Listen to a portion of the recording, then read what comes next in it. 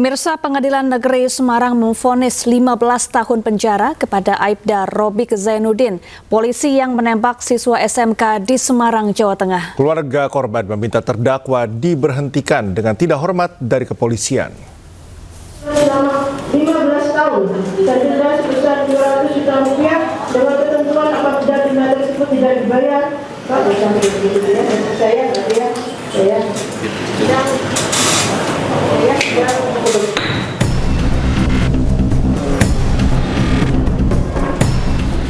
Aibda Robik Zainuddin, anggota polisi penembak seorang pelajar di Semarang, dinyatakan bersalah dan divonis hukuman 15 tahun penjara serta denda 200 juta rupiah.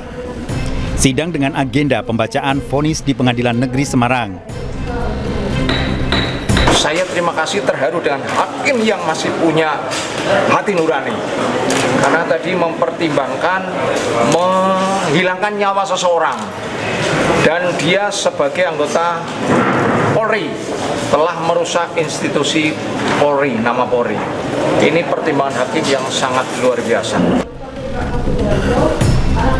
Sementara atas vonis yang dijatuhkan, terdakwa dan pengacara menyatakan melakukan banding. Mendengar hasil keputusan majelis hakim. Kenapa? Hakim tidak mempertimbangkan hal-hal yang sangat meringankan. Hukum itu harus adil. Jangan sampai majelis itu ada tekanan publik yang sangat besar. Dengan datangnya media, hakim tidak mempertimbangkan hal-hal kemanusiaan. Penembakan oleh anggota polisi dari Satuan Narkoba Polrestabes Semarang kepada siswa SMK 4 terjadi di Jalan Candi Penataran pada bulan November 2024 lalu. 1 orang tewas dan 2 lainnya terluka atas aksinya. Dari Semarang, Jawa Tengah, Wisnu Wardana, iNews melaporkan. Prada Luki Shepril Saputra Namo dimakamkan Sabtu sore di Pemakaman Umum Kapadala, Kupang, Nusa Tenggara Timur. Sementara itu pihak polisi militer TNI masih melakukan penyelidikan Prada Luki yang tewas diduga dianiaya seniornya sesama prajurit TNI.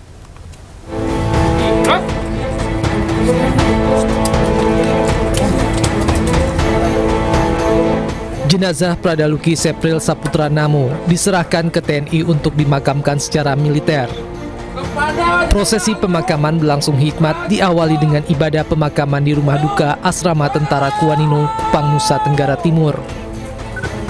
Prosesi berlangsung dramatis, pasalnya orang tua dan keluarga belum ikhlas melepas Prada Luki. Sebelumnya, ayah Prada Luki tak kuasa menahan emosi saat mengetahui putra kebanggaannya tewas secara tak wajar. Sengsara dari Luki. Beta sumpah. Terima kasih Indonesia. Terima kasih Indonesia.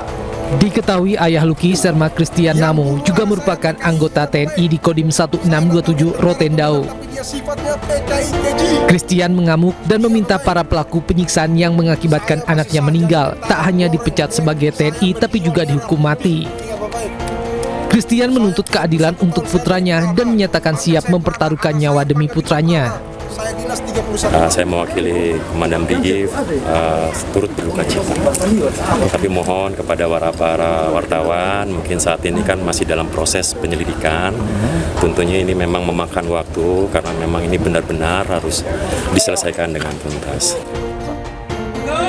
Bagi seorang ayah yang mendedikasikan hidupnya pada negara, kehilangan anak akibat penganiayaan di dalam institusi militer menjadi pukulan yang berat dalam hidupnya. Dari Kupang, Nusa Tenggara Timur, Eman Suni, iNews melaporkan. Pemirsa, TNI Angkatan Darat memastikan tidak pernah menoleransi tindakan yang merugikan personel dan akan memberikan sanksi tegas berdasarkan hasil penyelidikan. Sanksi terhadap masing-masing anggota akan disesuaikan dengan keterangan yang ditemukan dalam proses penyelidikan. Tentu saya menyampaikan rasa duka cita yang mendalam dan juga tentu penyesalan dari kita jajaran kepolisian Angkatan Darat, terutama yang di Lankas Besar Angkatan Darat. Hal itu harus terjadi dan kita juga sampaikan seperti yang sudah disampaikan oleh Kepala Penerangan Kodam Semu Udayana bahwa itu benar terjadi ya, di Nusa Tenggara Timur di salah satu satuan kita di wilayah Danau Sentarum Udayana. Dan saat ini saya sampaikan bahwa beberapa personil yang terduga sebagai pelaku, ya, termasuk beberapa saksi yang ada di sekitar tempat kejadian perkara pada waktu terjadinya perkara tersebut sedang diperiksa di Taspen Polisi Militer Kupang. Dan donasi untuk para pendemo di Pati, Jawa Tengah terus mengalir dari masyarakat. Tak hanya air mineral, donasi diberikan juga dalam bentuk makanan serta buah-buahan.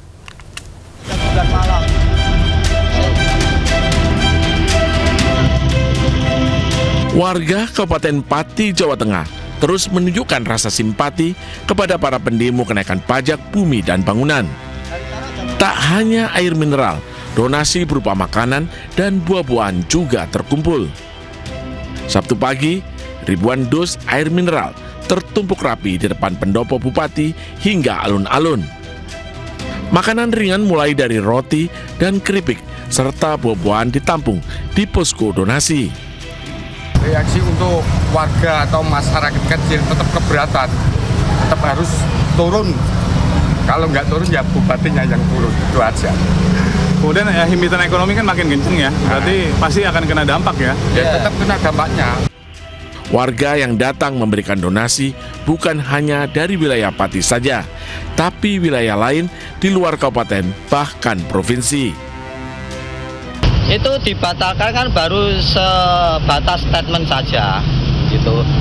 Terus kemudian realisasinya kita tidak tahu itu. Dan kemudian sebenarnya itu untuk masalah pajak itu hanya sebagian satu topik saja. Sebenarnya banyak sekali problem-problem yang maksudnya problem-problem yang terjadi di tata pemerintahan Kabupaten Pati ini yang ada masalah.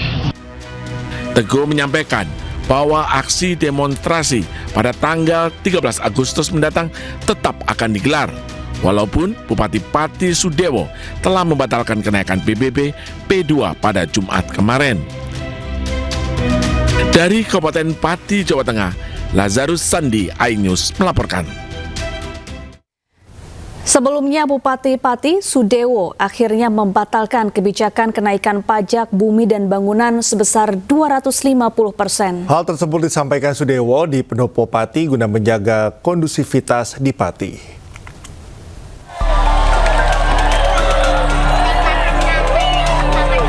Bupati Pati akhirnya membatalkan kenaikan pajak bumi dan bangunan perdesaan dan perkotaan atau PBB P2 setelah desakan dari masyarakat. Sudewo yang didampingi Kapolresta Pati dan Dim 0718 Pati dan Kepala Kejaksaan Negeri Pati dalam keterangan persnya mengatakan ia mengambil keputusan tersebut guna menjaga kondusivitas di Pati. Sudewo meminta maaf kepada masyarakat Pati atas kebijakan yang dianggap memberatkan masyarakat. Padahal esensi dari kebijakan tersebut untuk pembangunan dan kesejahteraan rakyat. Saya memutuskan kebijakan kenaikan PBB P2 saya batalkan untuk menciptakan situasi aman dan kondusif dan dalam rangka memperlancar perekonomian dan pembangunan Kabupaten Pati. Saya sampaikan berarti pembayaran pajaknya PBB P2-nya akan kembali seperti semula, yaitu seperti pada tahun 2024. Meski kenaikan PBB P2 telah dibatalkan, warga Pati tetap akan menggelar aksi demo tanggal 13 Agustus mendatang lantaran kecewa dengan arogansi Bupati, bahkan meminta Bupati untuk diganti. Kita tetap demo lah, tanggal 13 positif demo. Tuntutannya Pak? Ya tuntutannya kemarin kan memang untuk menurunkan pajak, kemudian membatalkan pajak yang dikenakan oleh PKL, kemudian kan menuntut supaya pejabat itu tidak bersikap arogan. Sementara salah satu kepala desa yang menyambut baik batalnya kenaikan PBB P2, Joko Waluyo, Kades Kedalungan berterima kasih karena Bupati mau mendengar aspirasi warga. kebijaksanaan yang bagus karena masyarakat ini dibutuhkan keamanan, dibutuhkan ketenangan, dan biar melalui keputusan itu partai tentram. Dengan demikian, tarif pajak bumi dan bangunan PBB P2 akan diberlakukan tarif lama tahun 2024. Sehingga beberapa proyek seperti perbaikan alun-alun Pati dan RSUD Suwondo akan ditunda. Dari Kabupaten Pati, Jawa Tengah, Lazarus Sandi, iNews melaporkan. Emosi mantan Menteri Kelautan dan Perikanan Susi Pujiastuti tak terbendung saat rapat terkait karamba jaring apung di Pangandaran, Jawa Barat. Susi kecewa pada pemerintah karena telah mengeluarkan izin kepada perusahaan untuk pembangunan karamba jaring apung yang dinilai merugikan masyarakat setempat. Secara peraturan sudah tidak benar, bahwa izin itu keluar. Ya harusnya sudah tidak ada KJA di Pangandaran 200 meter dari pinggir pantai itu. Kan udah ada 3 izin Bu yang dikeluarkan. Mantan Menteri Kelautan dan Perikanan Susi Pujiastuti meluapkan kemarahannya dengan meninggalkan ruang rapat yang berlangsung di pantai timur Pangandaran, Jawa Barat. Diskusi yang melibatkan Dinas Kelautan Provinsi Jawa Barat, PT Pasifik Bumi Samudra, serta sejumlah stakeholder memanas saat membahas izin 3 perusahaan untuk mendirikan KJA di kawasan pesisir Pangandaran. Menurut Susi, izin pendirian KJA di pantai timur Pangandaran sangat merugikan warga lokal dan berpotensi merusak ekosistem pesisir. Susi juga menilai 3 perusahaan tersebut tidak layak mendapatkan izin. Sebelumnya, Forum Bela Pariwisata Pangandaran menggelar dan menolak dengan adanya penambahan KJA di kawasan Pantai Timur oleh PT PPS yang sudah mengantongi surat izin dari Kementerian Kelautan dan Perikanan. Rencana pembuatan KJA ini bisa memakan lahan sampai menghabiskan sampai ujung dermaga yang paling ujung. Jadi intinya tempat kita untuk bermain water sport, daya tarik untuk jet ski, untuk nelayan pinggiran tarik jaring itu ketutup sama rencana pembuatan KJA bila memang itu realisasikan jadi di titik ini. Intinya pada intinya sih kita coba mengikuti aturan yang ada. Nah ini kan izin sudah dikeluarkan. Kalau memang ada yang tidak bersesuaian atau yang ada yang tumpang tindih, kita perlu evaluasi ulang. Evaluasi ini kan merupakan wewenang dari pemerintah. Hingga kini, rencana pembangunan keramba jaring apung masih terus berlanjut sambil menunggu keputusan dari pemerintah. Dari Pangandaran, Jawa Barat, Irfan Ramdiansah, iNews melaporkan. Terkait kisru antara Susi dan PT PBS, Gubernur Jawa Barat Deddy Mulyadi menyatakan siap mengevaluasi keberadaan keramba jaring apung atau KJA di perairan Pangandaran. Deddy memiliki pandangan yang sejalan dengan Susi Pujiastuti terkait pentingnya konservasi dan pelestarian laut. Ya, Bu Susi itu dari sisi pandangan, ekosistem dan konservasi selaras dengan apa yang saya pikirkan. Karena bagi saya gini, bahwa area laut yang itu sudah menjadi areal wisata itu tidak boleh dirubah aspek-aspek yang bersifat tata guna lautnya. Artinya sudah aja menjadi hamparan pantai. Saya termasuk yang akan mengevaluasi kalau itu bertentangan dengan prinsip-prinsip ekosistem lingkungan dan keberlanjutan kawasan Pangandaran yang sudah Pemirsa, ribuan warga mengikuti prosesi upacara adat Saparan Bekakak yang digelar di Gamping, Sleman, Yogyakarta untuk mengenang jasa abdi dalam Sri Sultan Hamengkubuwono I. Upacara adat diawali dengan kirap bergodo prajurit, mengarak belasan ogoh-ogoh dan diakhiri dengan rebutan gunungan. Gunungan terjadi insiden perhatian agar Ratusan warga saling berebut potongan bekakak dan gunungan hasil bumi yang berisi buah-buahan dan sayuran dalam puncak upacara adat bekakak yang berlangsung di Gunung Gamping, Kabupaten Sleman, Yogyakarta. Rebutan gunungan nyaris ricuh hingga sejumlah polisi harus turun tangan. Yang jelas ingin mengalap berkah, terus yang kedua ingin dapat yang jelas dapat buahnya, dapat euforianya juga sebagai rasa cinta pada tanah air ya. Sebelum menjadi rebutan warga, gunungan hasil bumi sempat dikirap dari balai desa setempat menyusuri jalanan yang dipadati warga menuju Gunung Gamping. Selain itu, belasan ogoh-ogoh dan sejumlah atraksi seni budaya ikut memeriahkan acara tahunan ini. Meski harus berdesak-desakan, antusiasme masyarakat untuk menyaksikan prosesi kirap upacara adat Saparan Bekakak cukup tinggi.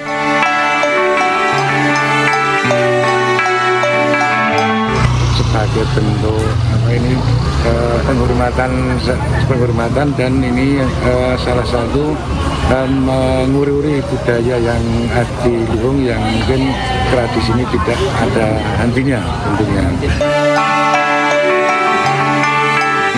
Selain untuk melestarikan tradisi, upacara adat Bekakak digelar sebagai bentuk penghormatan atas kesetiaan Kiai Wirosuto dan istrinya karena dianggap berjasa lantaran mampu menyuplai batu gamping dari Gunung Gamping untuk digunakan membangun Keraton Yogyakarta pada masa itu. Dari Sleman, Yogyakarta, Heru Trijoko, iNews melaporkan.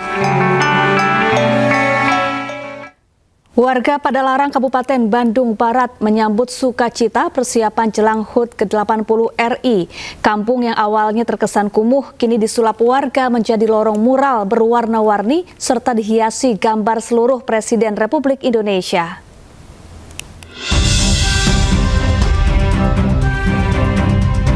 Kampung Raja Bali, tepatnya di Gang Karangsari, kawasan Padalarang, Kabupaten Bandung Barat, kini terlihat bersih, indah, dan memukau. Deretan mural warna-warni menghiasi tembok gang, pagar rumah, hingga saluran drainase. Padahal sebelumnya kampung padat penduduk ini terkesan kumuh. Namun, jelang HUT kemerdekaan RI ke-80, masyarakat sekitar mengubahnya dengan sejumlah lukisan mural yang memuat gambar tokoh nasional seperti Presiden pertama RI Soekarno hingga Presiden RI Prabowo Subianto serta ikon lokal Gubernur Jabar Deddy Mulyadi. Dalam sepekan terakhir, warga sekitar bergotong royong mengubah wajah kumuh dengan cat secara swadaya serta sumbangan donatur. Butuh beberapa kaleng cat untuk menghabiskan mural sepanjang gang 700 meter, termasuk pemasangan bendera hingga gapura yang memanfaatkan limbah. Warga yang melintas pun bisa menikmati suasana estetik kampung. Jadi kelihatan bersih, terus ada yang bisa dilihat gitu kan, ada spot buat kita foto-foto juga gitu. Kelihatannya ya lebih enak lah gitu, lebih enak dilihat, lebih menarik. Untuk tahun ini hampir 1 bulan persiapan dari awal bulan Juli sampai sekarang baru beres mungkin 75%. Ini bentuk apresiasi juga kreativitas yang terbangun antar warga. Dan alhamdulillah itu udah beberapa kali tiap tahun ada kampung. Ya, perayaan HUT kemerdekaan memang lebih dari sekadar mempercantik lingkungan, tetapi juga bisa menjaga nilai-nilai sosial seperti kerukunan, tegur sapa, dan juga sikap gotong royong yang menjadi satu kesatuan tak terpisahkan. Dari Kabupaten Bandung Barat, Jawa Barat, Yuwono Wahyu, iNews melaporkan. Ya, tak mau kalah dengan yang muda, para lansia di Kabupaten Jombang, Jawa Timur juga antusias merayakan HUT RI dengan menggelar berbagai perlombaan. Namun lomba-lomba yang digelar menyesuaikan dengan kondisi fisik para lansia.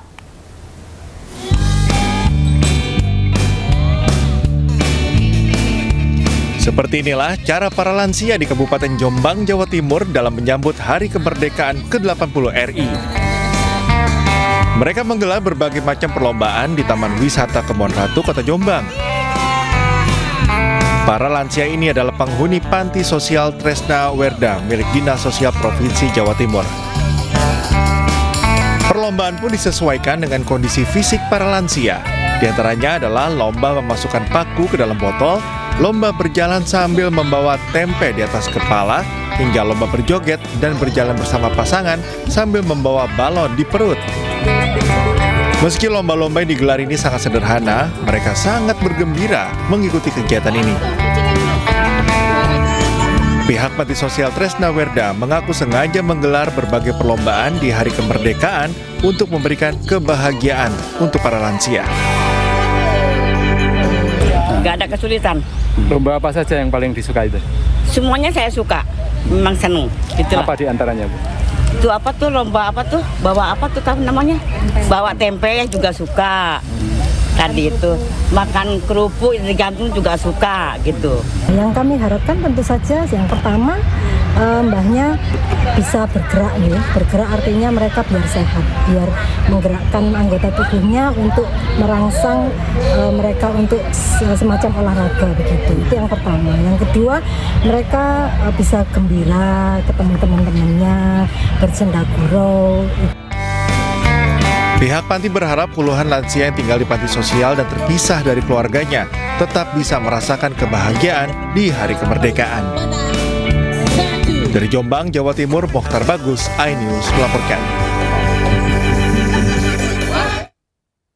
Ke informasi berikutnya, usai viral terkait curhatan Ustaz Das Atlatif yang rekeningnya diblokir, padahal uang tersebut untuk membeli bahan bangunan untuk masjid. Pusat Pelaporan dan Analisis Transaksi Keuangan (PPATK) mengklaim sudah membuka rekening masyarakat.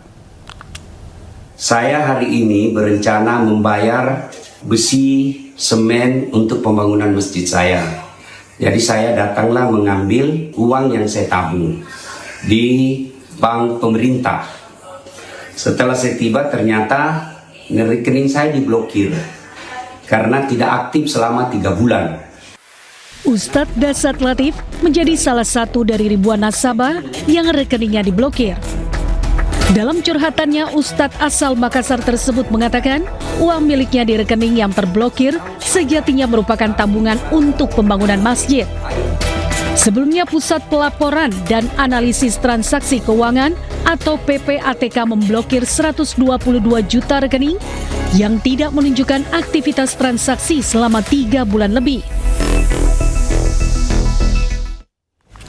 Pusat Pelaporan dan Analisis Transaksi Keuangan atau PPATK mencium adanya transaksi judi online dalam dompet digital atau e-wallet. PPATK membuka peluang memblokir e-wallet yang terindikasi terlibat tindak pidana.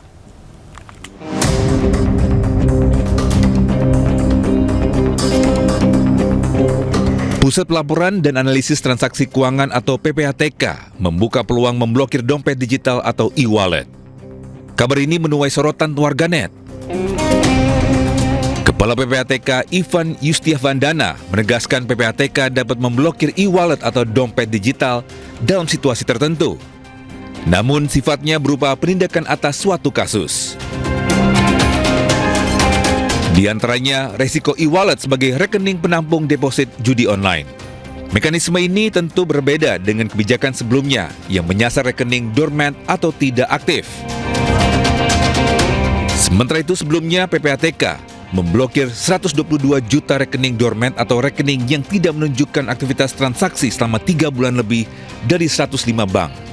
Kini, seluruh rekening itu telah dibuka kembali. Menurut PPATK, akibat pemblokiran rekening, transaksi judol menurun hingga minus 70%, yakni dari 5 triliun rupiah menjadi 1 triliun rupiah. Pemirsa, hujan deras serta tanggul jebol menyebabkan puluhan rumah warga terendam banjir di Kelurahan Kencana dan Mekarwangi, Kota Bogor, Jawa Barat. Sementara di Bojonggede, Kabupaten Bogor, banjir merendam puluhan rumah hingga seorang warga menderita luka-luka.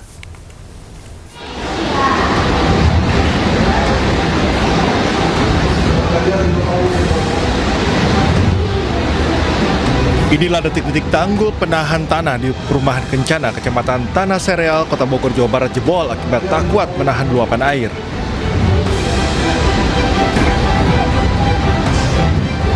Banjir menyebabkan puluhan rumah warga terendam setinggi 1 meter. Peristiwa ini terjadi setelah wilayah Kota Bogor dilanda hujan deras sejak Sabtu sore. Petugas BPBD Kota Bogor yang tiba di lokasi langsung melakukan proses penyedotan air yang menggenangi rumah menggunakan pompa air.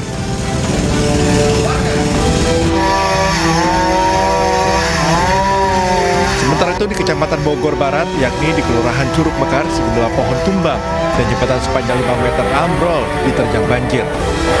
Akibatnya, jembatan tersebut tak bisa dilintasi. Untuk penanganan penanganan sampai dengan saat ini kalau untuk di lokasi kencana ini secara berangsur sudah mulai menurun, sudah mulai berkurang ketinggian air. Namun saat ini kita mengoptimalisasikan pompa apung di beberapa rumah warga yang dalamnya masih tergenang. Berdasarkan data BPBD Kota Bogor, sebanyak 24 kejadian bencana alam terjadi di Kota Bogor dan masih terus dilakukan pendataan. Dari Bogor, Jawa Barat, Andi Firmansyah, iNews melaporkan. Tadi baru tembok Afurkan. Tadi baru kelapa itu dari tempat yang listrik ke sana, sekarang belum kemari itu. Hujan yang mengguyur wilayah Kampung Sawah Indah, Bojonggede, Kabupaten Bogor pada Sabtu sore menyebabkan sebuah pondok pesantren tergenang air. Air bahkan menggenangi seluruh bangunan pesantren. Nih, masjid semua. Kondisi di belakang udah nggak bisa divideoin karena udah dalam banget dan udah berarus, takutnya ke bawah sekali. Meskipun banjir kerap terjadi di kawasan ini, banjir kali ini lebih besar dari sebelumnya hingga membuat seorang santri harus dilarikan ke rumah sakit karena menderita luka-luka saat hendak menyelamatkan diri. Kondisi Afurkan.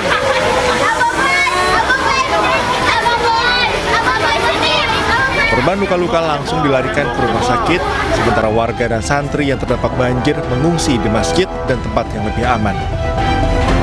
Dari Kabupaten Bogor, Jawa Barat, Wildan Hidayat, iNews melaporkan. Pemirsa, kecelakaan beruntun melibatkan 15 kendaraan di tol Srondol arah Kaligawe. Kecelakaan diduga akibat kontainer rem blong. Satu korban luka berat dilarikan ke RSUP Dr. Karyadi Semarang. Proses mau dinaikkan derek ini untuk gajah yang terjadi laka. Untuk kendaraan berat.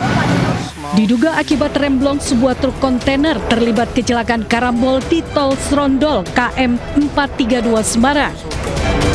Sebanyak 15 kendaraan terlibat dalam kecelakaan beruntun ini. Dari 15 kendaraan, 6 kendaraan mengalami rusak berat. Kecelakaan bermula saat truk kontainer yang diduga mengalami remblong melaju dari arah Banyumanik menuju arah Kaligawe dan truk menabrak kendaraan yang ada di depannya.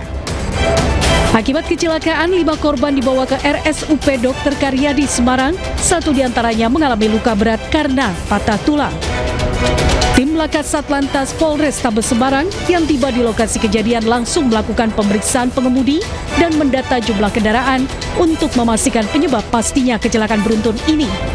Tim Polrestabes terus melakukan penyelidikan lanjutan. Dari Semarang, Jawa Tengah, Andre Aprianto, iNews melaporkan. Pelaku curanmor dihajar massa usai terpergok mencuri motor di Rusun dan Mogot, Cengkareng, Jakarta Barat. Pelaku sempat menembakkan senjata api untuk melarikan diri. Yang tidur ini. Warga Rusun dan Mogot, Cengkareng, Jakarta Barat menangkap pelaku pencurian sepeda motor yang tengah beraksi. Aksi pencurian terpergok dan berhasil digagalkan warga. Pelaku yang sudah 3 kali beraksi ini sempat menembakkan senjata api untuk melarikan diri.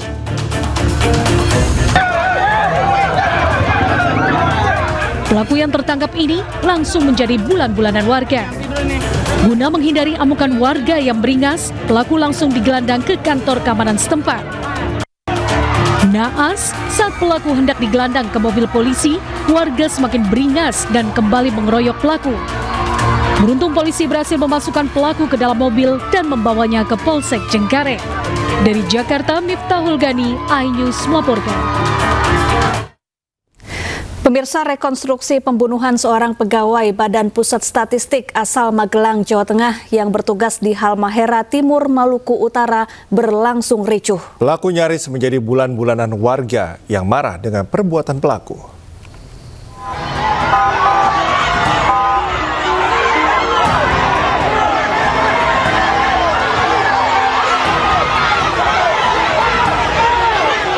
Saat tiba di lokasi rekonstruksi yang merupakan tempat kejadian perkara pembunuhan, mobil yang membawa pelaku sempat dihampiri ratusan warga. Warga yang geram dengan perbuatan pelaku meneriaki pelaku yang akan menjalani rekonstruksi. Harus tenang, harus tenang. Ya. Saat rekonstruksi berlangsung, warga juga terus meneriaki pelaku hingga aparat kepolisian harus menenangkan warga melalui pengeras suara. Sementara sebanyak 33 adegan diperagakan langsung pelaku. Dalam adegan juga diperagakan bagaimana pelaku masuk ke dalam kamar korban menggunakan kunci yang diduplikat, kemudian memperkosa korban sebelum dibunuh.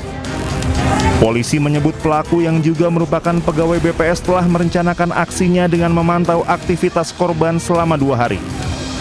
Polisi juga mengungkap motif pelaku membunuh korban karena sakit hati tidak diberi pinjaman uang untuk membayar hutang pinjaman online serta bermain judi online. Sekitar lebih 3 adegan. Nah, adegan itu untuk mensinkronkan dengan keterangan dari pelaku dan memperjelas dalam nanti pembuktian dalam penyidikan. Sebelumnya, polisi menangkap pelaku yang terancam hukuman mati ini usai menggelar resepsi pernikahan dengan kekasihnya yang juga pegawai BPS dan anak salah satu lurah di Ternate. Polisi terus mengembangkan kasus pembunuhan ini dan tidak menutup adanya pelaku lain. Dari Ternate, Maluku Utara, Ismail Sangaji, iNews melaporkan. Kita ke informasi lain pemirsa, jelang rencana Perdana Menteri Israel mencaplok jalur Gaza, tentara Zionis Israel masih terus membombardir Gaza dengan serangan udara. Ya, padahal beberapa pekan sebelumnya pemirsa, Israel mengumumkan kota Gaza daerah jeda pertempuran.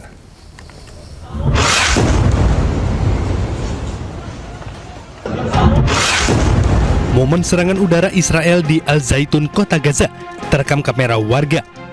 Meski Israel sebelumnya menyatakan kota Gaza sebagai lokasi jeda terbebas dari pertempuran, namun dalam kenyataannya serangan udara Israel masih terjadi di kota ini.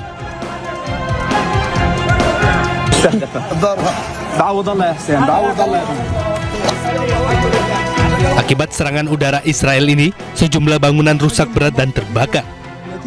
Petugas pertahanan sipil Gaza berupaya memadamkan api dan mencari korban yang mungkin terjebak di antara reruntuhan. Sejauh ini, otoritas setempat belum mengumumkan dampak serangan udara Israel terhadap warga Gaza. Kondisi warga Gaza kini semakin memprihatinkan. Kematian membayangi warganya sehari-hari, entah itu akibat kelaparan atau pemboman akibat serangan udara Israel. Selain warga Israel yang pro-Palestina, ratusan warga di Eropa juga menolak keputusan pemerintah militer Israel mencaplok Gaza. Prancis dan Belanda menjadi negara yang protes dan menuntut Israel keluar dari Gaza.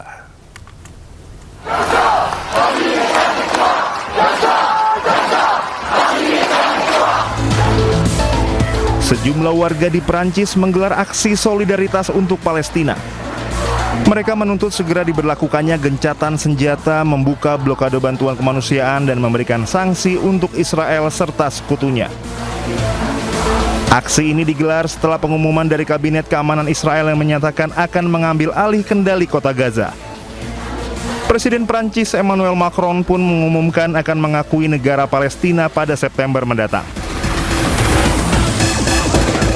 Sementara itu di Belanda, sejumlah peserta aksi menggelar unjuk rasa di Den Haag. Ratusan pendemo membawa bendera Palestina dan membawa spanduk bertuliskan "Shame on you" atau "Israel kamu memalukan". Mereka menuntut pemerintah Belanda mengambil keputusan politik untuk menghentikan genosida di Palestina. Aksi ini diselenggarakan usai Netanyahu menyatakan akan mengendalikan kota Gaza.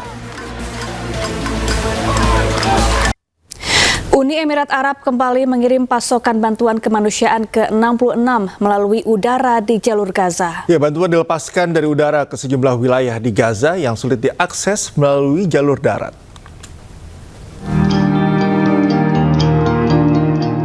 Uni Emirat Arab melaksanakan pengiriman bantuan kemanusiaan ke-66 melalui udara di jalur Gaza pada hari Jumat sebagai bagian dari inisiatif Birds of Goodness atau burung kebaikan yang sedang berlangsung. Pengiriman terbaru ini dilaporkan dilakukan bekerja sama dengan Yordania, Jerman, Belgia, Prancis, Belanda, dan Italia. Rekaman menunjukkan pesawat-pesawat melepaskan kiriman makanan dan pasokan bantuan kemanusiaan vital di atas wilayah-wilayah di Gaza yang masih sulit diakses melalui darat. Warga terlihat antusias menerima bantuan dan membawa kotak-kotak. Salah seorang warga pun terekam mengatakan semoga mereka diberi pahala usai mendapatkan kotak berisi bantuan kemanusiaan.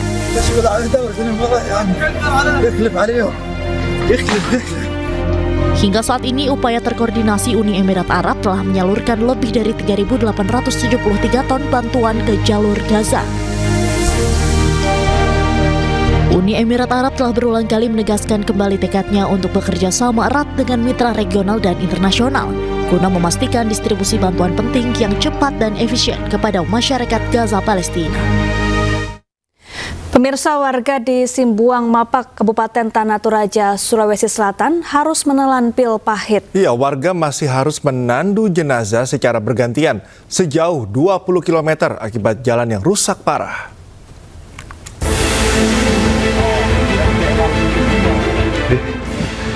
Warga di Simbuang Mapak, Kabupaten Tanah Toraja harus menandu jenazah melintasi jalan berlumpur dan tak layak dilintasi kendaraan.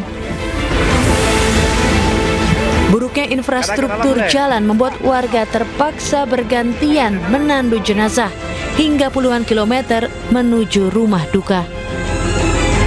Ambulans yang digunakan dari kota Makassar tidak mampu melanjutkan perjalanan akibat kondisi jalan yang rusak parah. Mulai dari Kecamatan Mapak menuju Kecamatan Simbuang. Warga berharap pemerintah kabupaten maupun pemerintah provinsi memberikan perhatian serius terhadap kondisi infrastruktur di wilayah Simbuang Mapak. Jarak yang ditempuh masyarakat untuk menandu jenazah ini sekitar kurang lebih 20 km.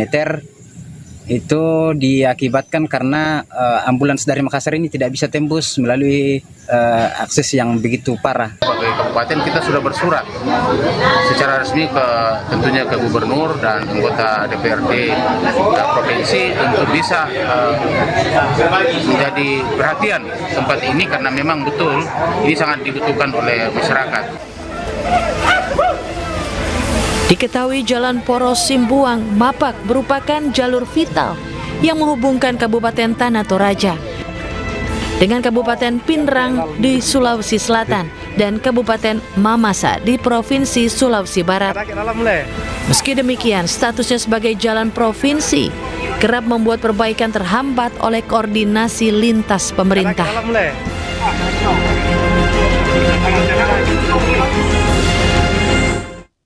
Menteri Koordinator Bidang Politik dan Keamanan 2019-2024 Mahfud MD menduga ada yang melindungi Ketua Umum Solidaritas Merah Putih Sylvester Matutina. Pasalnya, relawan Jokowi tersebut tak kunjung dieksekusi meskipun kasus fitnah terhadap Yusuf Kala sudah vonis berkekuatan hukum tetap.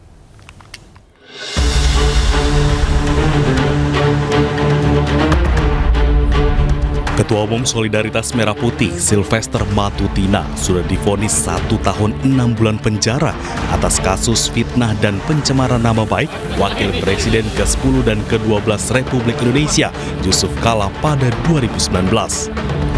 Meski demikian, Sylvester tidak juga dieksekusi kejaksaan. Terkait hal tersebut, Kejaksaan Agung RI menegaskan eksekusi harus segera dilakukan tanpa penundaan. Namun secara teknis, eksekusi terhadap Sylvester menjadi kewenangan Kejari Jakarta Selatan. Informasi dari pihak Kejari Jakarta Selatan, hari ini diundang yang bersangkutan. Kalau dia nggak datang, ya silakan aja. Kita harus eksekusi. Kalau nggak salah hari ini. Pastikan aja nanti. Coba tanya nanti ke pihak Kejari Jakarta Selatan. Tapi yang kemarin saya informasi harus segera. Yang sudah inkrah. Kita nggak ada masalah. Oke? Sementara itu, Sylvester menyebut belum mendapat surat perintah eksekusi dari kejaksaan. Nggak ada masalah, intinya kan saya udah menjalani proses itu. Nanti kita lihat lagi bagaimana kelanjutannya, ya. Ya, makasih. Berarti ini langsung ke Kejari Selatan atau? Oh enggak, belum ya. Nanti kita atur dulu. Belum terima surat. Tapi dijadwalkan ulang. Iya. Belum ada suratnya. Ya, oke. Ya, baru narasi kan? Ya, makasih. Oke, cukup. Makasih. Cukup, makasih ya. Sylvester Matutina dilaporkan oleh keluarga Yusuf Kala ke Bareskrim Polri atas kasus fitnah. Dia menuding masyarakat miskin Indonesia banyak terjadi karena korupsi yang dilakukan keluarga JK hingga menuding JK mengintervensi Pilkada Jakarta 2017 silam. Tim Liputan iNews melaporkan. Ya, Aliansi Rakyat untuk Keadilan dan Kesejahteraan Indonesia mengajukan permohonan pemeriksaan pra-peradilan tidak sahnya penghentian penuntutan Sylvester Matutina terkait perkara pencemaran nama baik Yusuf Kala. Hal itu dilakukan karena Sylvester yang juga relawan Jokowi itu tak kunjung dipenjara oleh kejaksaan. Telah mendaftarkan pra-peradilan, gugatan pra-peradilan kepada Pengadilan Negeri Jakarta Selatan melawan Kejaksaan Negeri Jakarta Selatan selaku termohon. Pra-peradilan ini kami ajukan dengan substansi terkait tidak sahnya penghentian penuntutan terhadap terdakwa yaitu Sylvester Matutina dalam perkara pencemaran nama baik terhadap Bapak Yusuf Kala.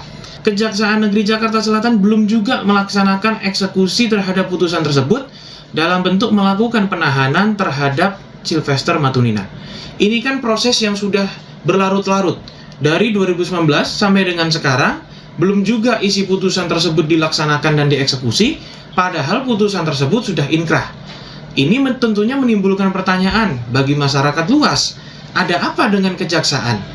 Apakah dalam tanda kutip kejaksaan ini memang tidak berani untuk segera melaksanakan eksekusi penahanan terhadap Sylvester, atau ada faktor lain?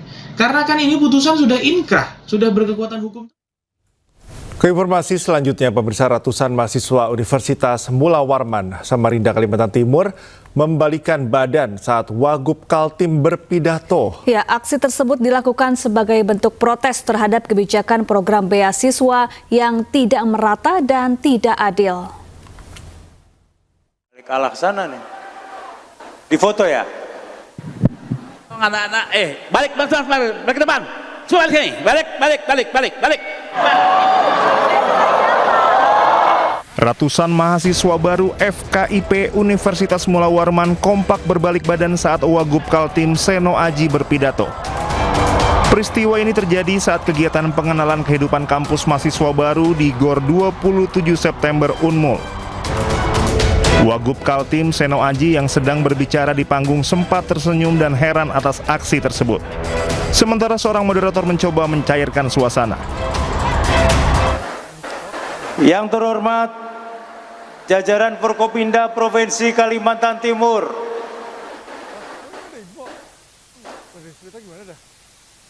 Ini kenapa berbalik arah sana nih? Di foto ya? Anak-anak, balik ke depan. Semua sini, balik. Gubernur BEM FKIP Unmul Muhammad Reski Nur Ilman menyebut aksi ini bentuk protes terhadap kebijakan beasiswa gratis POL yang dinilai belum dijalankan secara merata. Padahal program tersebut seharusnya membebaskan mahasiswa dari biaya uang kuliah tunggal. Sebenarnya pada saat aksi balik badan tersebut itu merupakan bentuk protes kami pada saat apa yang telah terjadi di PKKMB kemarin. Panggung maba seharusnya menjadi pengenalan kehidupan kampus, namun kita dipertontonkan dengan romantisme para pejabat dan dengan adanya unsur-unsur militerisme di dalamnya. Jadi seperti itu. Ini adalah bentuk sikap kami sebenarnya. Ini adalah bentuk sikap untuk bagaimana membuka ruang demokrasi yang seluas-luasnya dalam kehidupan kampus. PKKMB Unmul tahun ini diikuti ribuan mahasiswa baru dari berbagai fakultas, termasuk 6.000 lebih mahasiswa angkatan 2025 di kampus terbesar se-Kalimantan Timur tersebut. Mahasiswa berharap pemerintah dapat melakukan evaluasi dan memastikan program bantuan pendidikan benar-benar menyentuh seluruh lapisan mahasiswa tanpa ada diskriminasi. Dari Samarinda, Ardi Wirya, iNews melaporkan. KPK meningkatkan dugaan korupsi kuota jemaah haji tahun 2023-2024 dari penyelidikan ke penyidikan. Selain itu, KPK juga akan kembali memanggil Menteri Agama era Jokowi, Yakut Khalil Qomas, termasuk tengah membidik aktor utama dari perkara tersebut.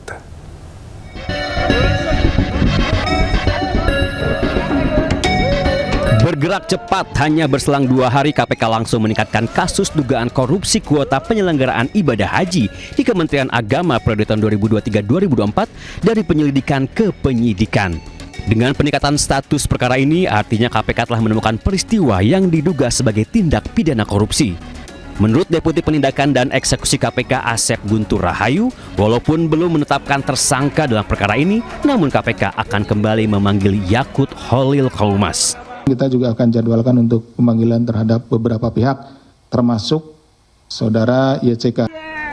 Selain berencana memanggil kembali Menteri Agama era Jokowi itu, KPK juga telah mengincar sang aktor utama sebagai pemberi perintah dalam pemberian kuota haji yang tidak sesuai aturan. Siapa yang memberikan perintah terhadap pembagian kuota yang tidak sesuai dengan aturan ini? Kita seperti ini. Kemudian juga dari aliran dana, siapa pihak-pihak yang menerima aliran dana yang dikaitkan dengan penambahan kuota tersebut. Menurut peneliti Pukat UGM Zainur Rohman, dengan menaikkan status dari penyelidikan ke penyidikan, artinya KPK sudah menemukan unsur permufakatan jahat dalam pembagian kuota ibadah haji. Apakah kebijakan membagi secara rata yang tidak sesuai dengan undang-undang itu ya memenuhi rumusan unsur delik di dalam Undang-Undang Tipikor? Tentu KPK akan melakukan pendalaman apakah ada kickback, gratifikasi, suap, ada permufakatan jahat, persekongkolan atau tidak. Kasus berawal dari pengelolaan kuota haji tahun 2023. Kala itu Indonesia mendapatkan jatah 2.000 kuota haji.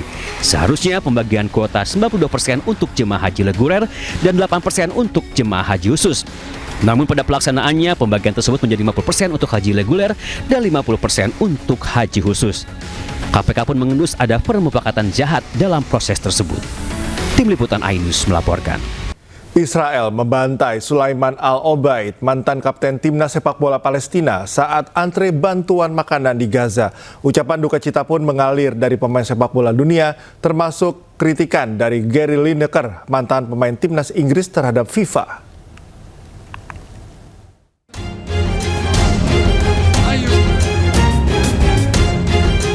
Serangan demi serangan warga Palestina yang mengantre bantuan makanan masih dilakukan hingga hari ini.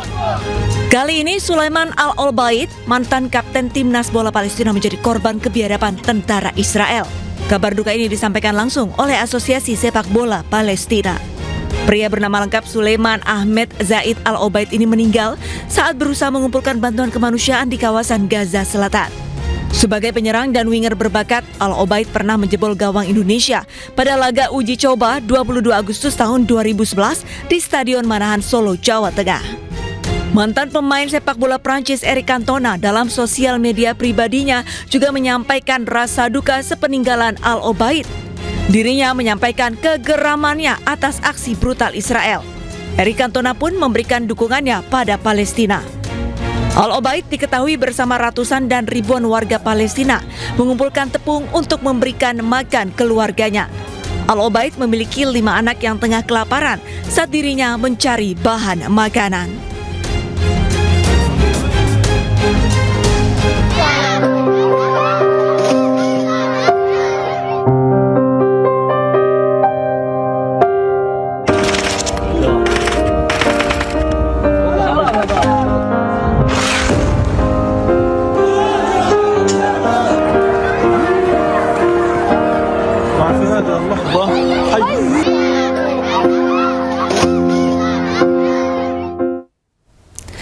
Pemirsa, jelang rencana Perdana Menteri Israel mencaplok jalur Gaza, tentara Zionis Israel masih terus membombardir Gaza dengan serangan udara. Ya, padahal beberapa pekan sebelumnya Israel mengumumkan kota Gaza daerah jeda pertempuran.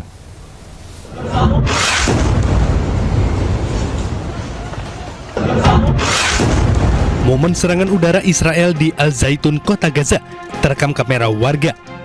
Meski Israel sebelumnya menyatakan kota Gaza sebagai lokasi jeda terbebas dari pertempuran, namun dalam kenyataannya serangan udara Israel masih terjadi di kota ini.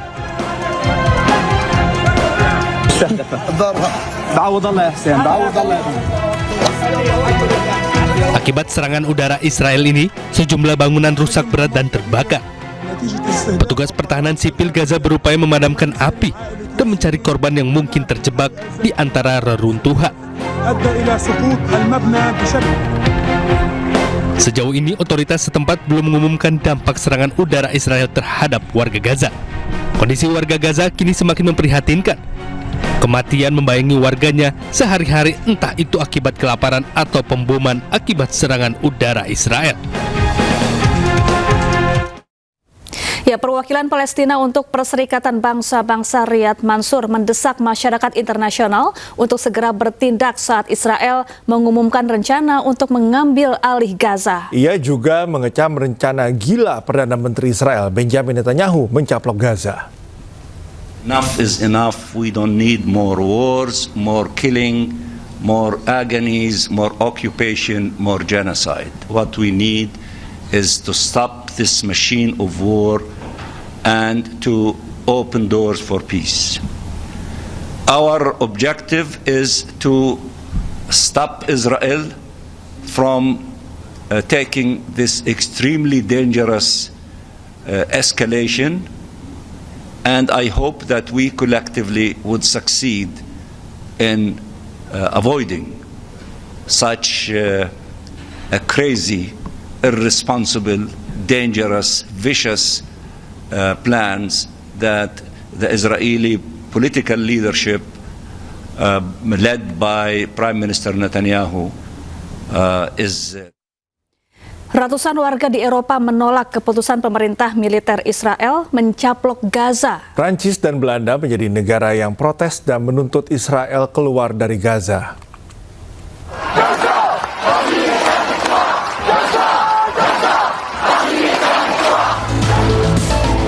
Sejumlah warga di Prancis menggelar aksi solidaritas untuk Palestina. Mereka menuntut segera diberlakukannya gencatan senjata, membuka blokade bantuan kemanusiaan, dan memberikan sanksi untuk Israel serta sekutunya. Aksi ini digelar setelah pengumuman dari Kabinet Keamanan Israel yang menyatakan akan mengambil alih kendali kota Gaza. Presiden Prancis Emmanuel Macron pun mengumumkan akan mengakui negara Palestina pada September mendatang.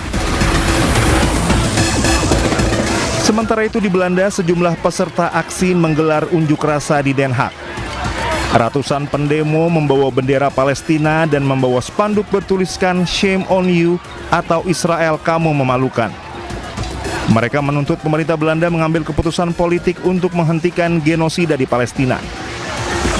Aksi ini diselenggarakan usai Netanyahu menyatakan akan mengendalikan kota Gaza. Uni Emirat Arab kembali mengirim pasokan bantuan kemanusiaan ke-66 melalui udara di jalur Gaza. Bantuan dilepaskan dari udara ke sejumlah wilayah di Gaza yang sulit diakses melalui jalur darat. Uni Emirat Arab melaksanakan pengiriman bantuan kemanusiaan ke-66 melalui udara di jalur Gaza pada hari Jumat sebagai bagian dari inisiatif Birds of Goodness atau burung kebaikan yang sedang berlangsung. Pengiriman terbaru ini dilaporkan dilakukan bekerja sama dengan Yordania, Jerman, Belgia, Prancis, Belanda, dan Italia. Rekaman menunjukkan pesawat-pesawat melepaskan kiriman makanan dan pasokan bantuan kemanusiaan vital di atas wilayah-wilayah di Gaza yang masih sulit diakses melalui darat. Warga terlihat antusias menerima bantuan dan membawa kotak-kotak. Salah seorang warga pun terekam mengatakan semoga mereka diberi pahala usai mendapatkan kotak berisi bantuan kemanusiaan.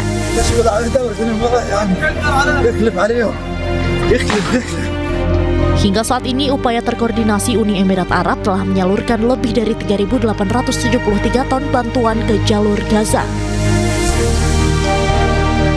Uni Emirat Arab telah berulang kali menegaskan kembali tekadnya untuk bekerja sama erat dengan mitra regional dan internasional guna memastikan distribusi bantuan penting yang cepat dan efisien kepada masyarakat Gaza Palestina. Ya, bantuan kemanusiaan melalui udara di Gaza kembali memakan korban. Ya, kali ini seorang bocah berusia 15 tahun terpaksa harus meregang nyawa akibat tertimpa boks bantuan.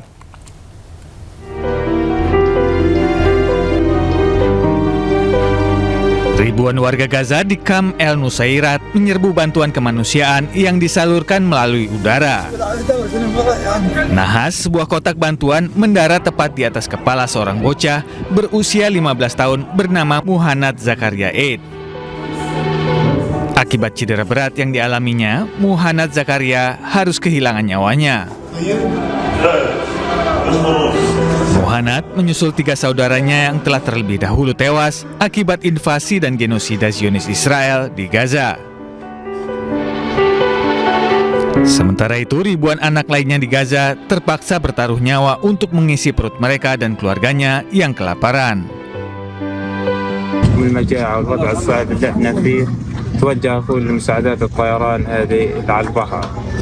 فراح يجي ننزل المسطح ما راح يجري وقع عليه مباشرة واستشهد. يلا يا راس قلبي انت يا اخوي. Dalam beberapa hari terakhir, bantuan kemanusiaan melalui udara di Gaza terus dilakukan oleh sejumlah negara. Namun, bantuan ini dikritik karena berbahaya, tidak efektif, dan berbiaya tinggi. Gelombang panas yang melanda Palestina memperparah kondisi kelaparan yang dialami rakyat Gaza.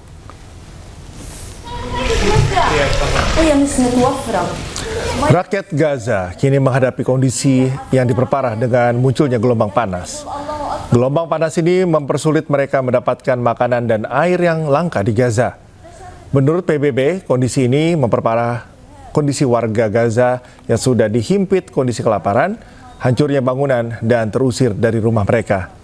Sementara itu, bantuan yang masuk ke Gaza jauh dari yang dibutuhkan dan misi kemanusiaan selalu dihambat oleh blokade sistematis Zionis Israel.